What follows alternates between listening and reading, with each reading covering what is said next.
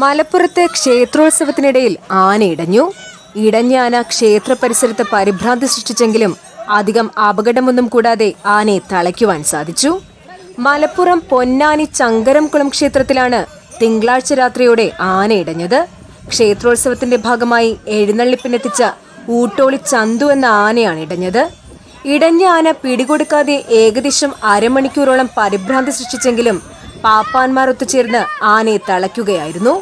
പാപ്പാന്മാർ ആനയെ പെട്ടെന്ന് തളച്ചതിനാൽ വേറെ അപകടമൊന്നും ഉണ്ടായിട്ടില്ല.